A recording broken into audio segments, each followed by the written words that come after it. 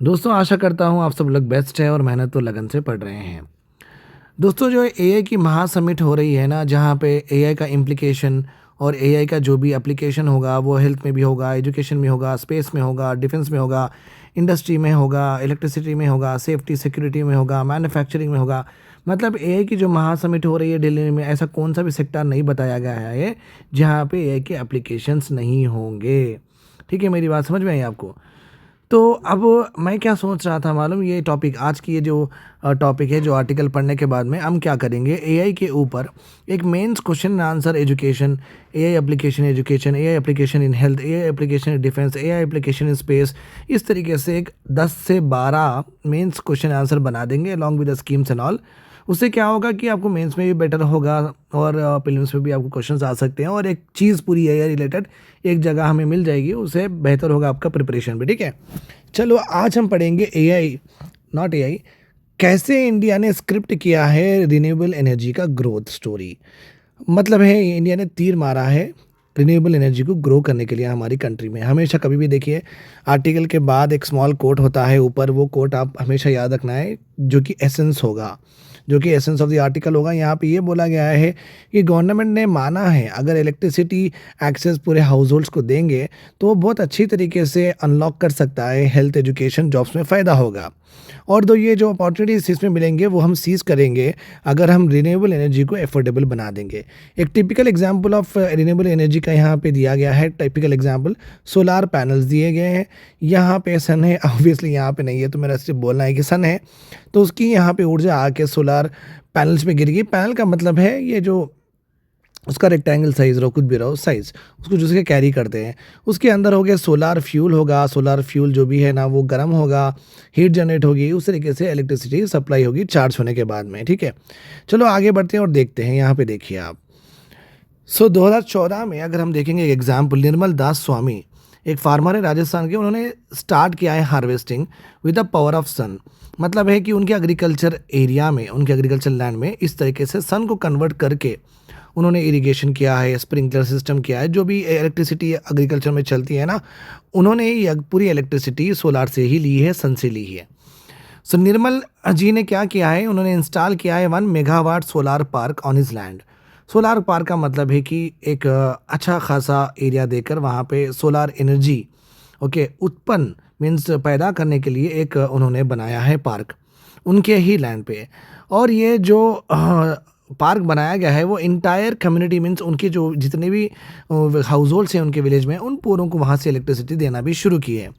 जब electricity steady और affordable and clean energy होने आ रही थी, निर्मल जी की इनकम भी बढ़ी। निर्मल जी ने अपने ही लार्जर ट्रांसफॉर्मेशन हैपनिंग इंडिया का एक एग्जांपल बताया गया है। Boosted by the increasing economic viability of renewables, India is outpacing other major developing countries in scaling cost effective clean energy.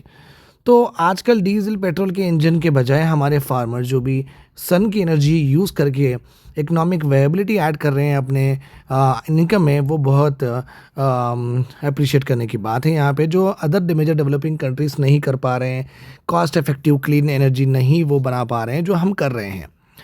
It's set to add more renewables, और हमारे country में और भी मोर रिन्यूएबल एनर्जी के plants लगा के और grid से उसको कनेक्ट करेंगे than US in this year, US से ज़्यादा करेंगे। Non fossil sources now account for 50% of install capacity. So basically install capacity एक ऐसी कैपेसिटी होती है जो कि जहाँ के प्लांट जब हम बनाते हैं ना, ये प्लांट कितना इलेक्ट्रिसिटी जनरेट कर सकता है, उसे हम बोलेंगे इंस्टॉल कैपेसिटी। और वो घर तक आए बाद वो कितना आएगा, उसको बोलेंगे ट्रांसमिशन कैपेसिटी। तो ये दो अलग होते हैं। एनर्जी सेक्टर में पढ़ेंगे हम, और ट्रांसमिशन में लॉसेज ज़्यादा होते हैं, तो वहीं पे अपने को लॉसेज कम करने चाहिए। ठीक है, फाइन। सो बोलने का मतलब यही है कि non fossil fuel energy resources, जैसे petrol, diesel, kerosene, LPG, CNG पे अभी हमारी कंट्री 50% ही डिपेंडेंट है। 50% तो वैसे भी हम रिन्यूएबल से बना रहे हैं।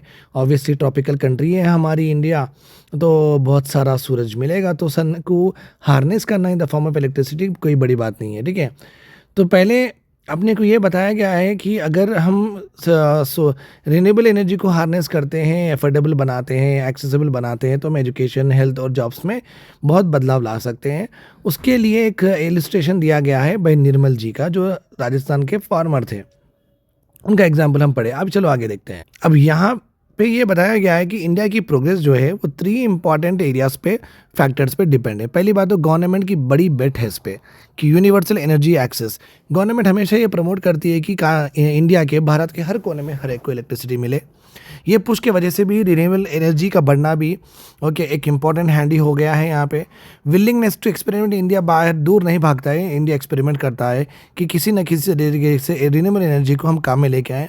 और रिन्यूएबल एनर्जी के जो प्रोजेक्ट्स होते हैं, प्रोजेक्ट्स होते हैं, टाइडल प्रोजेक्ट्स हो, विंड प्रोजेक्ट्स हो, बायोथर्मल प्रोजेक्ट्स हो, जो तो भी न्यूक्लियर पावर प्लांट्स हो, ये पूरे जो प्रोजेक्ट्स में पब्लिक प्राइवेट पार्टनरशिप बहुत स्ट्रांग है।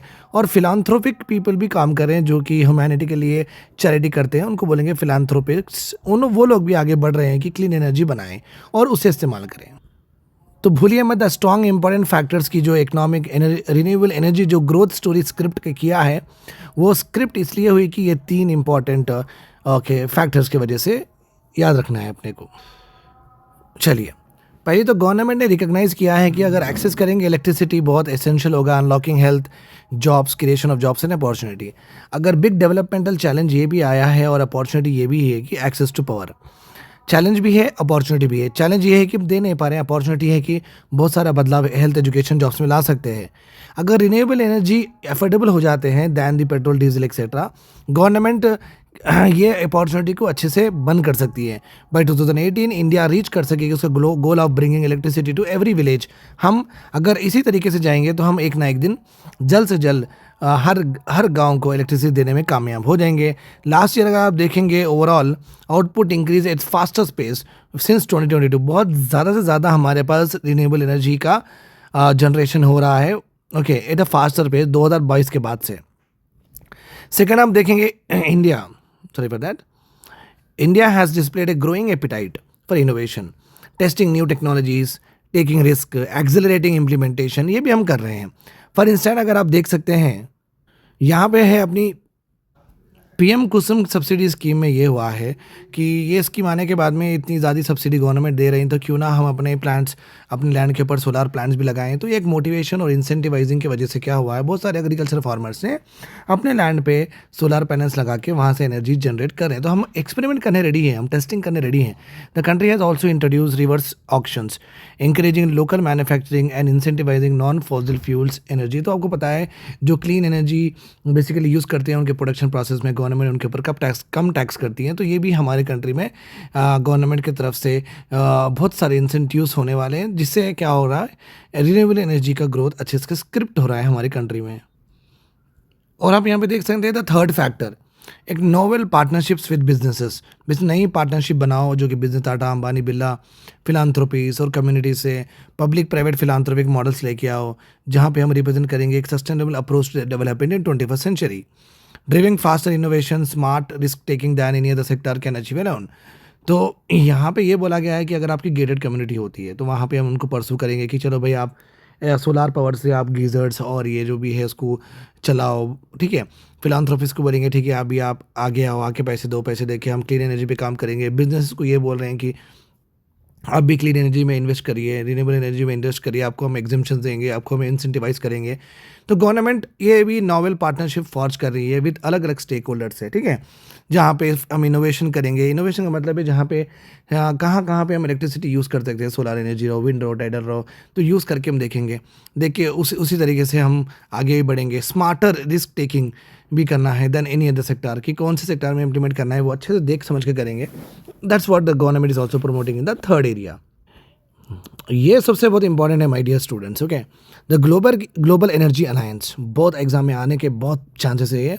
The global energy alliance working with the Rajasthan government, okay, इनका राजस्थान गवर्नमेंट के साथ काम शुरू हुआ है, जहाँ पे वो डिप्लॉय किए हैं digital tools for the farmers to lease the land to utilize for the solar projects. तो अगर एग्रीकल्चर के फार्मर्स के पास थोड़ी लैंड है, आप क्यों उसको लीज नहीं देते हैं? अगर आप दे देंगे तो हम सोलार पावर वहाँ पे रख देंगे, तो गांव गांव में आपको सोलार प्रोजेक्ट्स आपको मिलने आगे दिखेंगे। Okay, to lease the land to utilize for solar projects within 2 years यहाँ पे almost like 183 megawatt okay of solar capacity वहाँ पे बनाया गया है, जिससे बहुत सारे फार्मर्स अपने आप के जो भी फ्यूल जो यूज़ कर रहे थे उसमें ट्रांजिशन आया है। अप्रॉक्सीमेटली 14,000 एग्रीकल्चर पंप्स अभी जो डीजल से चलते थे पहले, अभी सोलार पे चल रहे हैं। कितना ब्यूटीफुल काम करा किया गया है but by global energy alliance. तो एक एक्सपर्टीज आई है ग्लोबल से और राजस्थान में वो इंस्टॉल करके कोऑपरेशन करके कर रहे हैं। तो इतना ज़्यादा इम्पैक्ट आया है, ठीक है, राइट। चलो आगे बढ़ते हैं। But it's a long road, ये भी बोला गया है कि ये छोटी रोड नहीं है रिन्यूएबल एनर्जी को आगे बढ़ाना। ओके, गवर्नमेंट एम्बिशन तो है कि 500 का megawatt of non fossil fuel capacity बनाएं। बैटरी स्टोरेजेस के जैसा जैसे कि हमारी बैटरी पे कार चलती है, बाइक चलती है, उसको हम आगे बढ़ाएं और एक्सेलरेट भी करें कि digital solution will be the key to ensuring the grid is more reliable, efficient and resilient.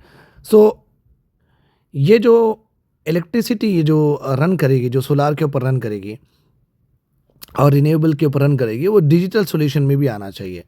Okay, मतलब क्या है, जहाँ पे हम उसको डिजिटाइज करके एआई इंटीग्रेट करके उसको हम अच्छे से ऑन ऑफ ऐसा कर सकें। Accelerating digital solutions will be the key to ensure what the grid is more reliable, efficient and resilient.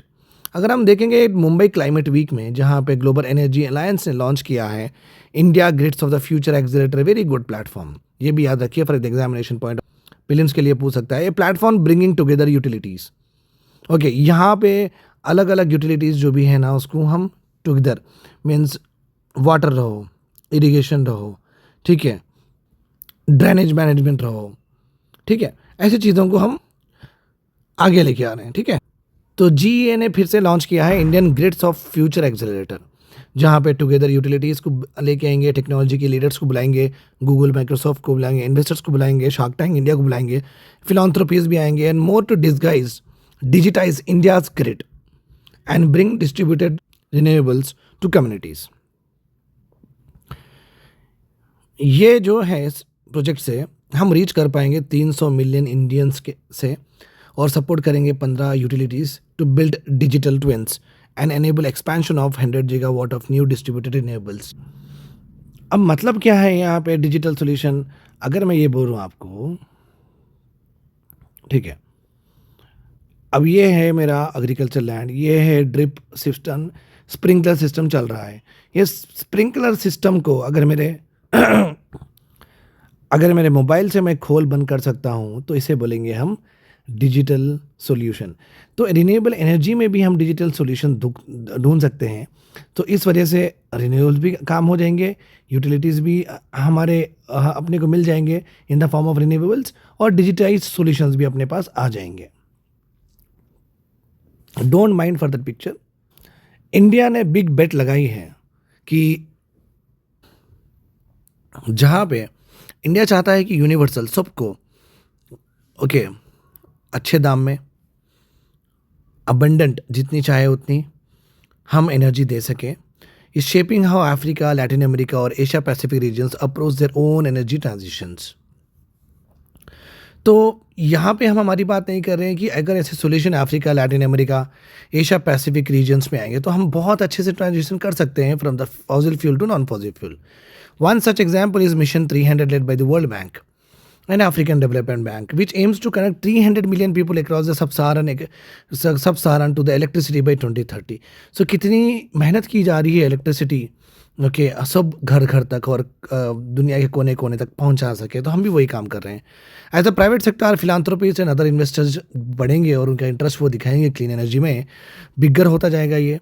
More diverse collisions आने के चांसेस होंगे, बहुत सारे लोग इसमें इन्वॉल्व होंगे और जहाँ पे more people will also be get benefited to the 21st century economy can be expanded. Okay, इस तरीके से हम रिन्यूएबल एनर्जी से बेसिकली अगर हम ये पूरा आर्टिकल देखते हैं तो यहाँ पे ये बोला गया है कि रिन्यूएबल एनर्जी अभी हो गई है 50% और ग्लोबल एनर्जी अलायंस से क्या इम्पैक्ट हुआ है वो हम देख लिए। और Indian grids of farmers accelerator program इसके बारे में पढ़े, मिशन 300 पढ़े। All of these are about, ये सब का एम क्या है, यूनिवर्सल, सबको मिलना चाहिए, एफोर्डेबल, एक्सेसिबल ओके, और जितना चाहे होता है एडिक्वेट एनर्जी हम देने की कोशिश कर रहे हैं। अगर हम ये सब करेंगे तो obviously education, health jobs opportunities भी और पैदा होंगे। सबका एक सोशल और इकोनॉमिक डेवलपमेंट यहाँ पे हो सकता है। That's all about, I hope this is all clear to you. हम कल से पढ़ेंगे एआई के complete impacts on different different sector, और मैं ये भी शुरू करने वाला हूँ पॉलिटिकल साइंस और इंटरनेशनल रिलेशंस के जो भी प्रीलिम्स 2026 के लिए कुछ एमसीक्यूज रहेंगे मोस्ट इंपॉर्टेंट प्रेडिक्टेबल, वो डिस्कस करूँगा। और मैं क्या कर सकता हूँ, और इकोनॉमी के भी हम डिस्कस करेंगे, ठीक है। चलिए, I hope this is all clear to you. Take care.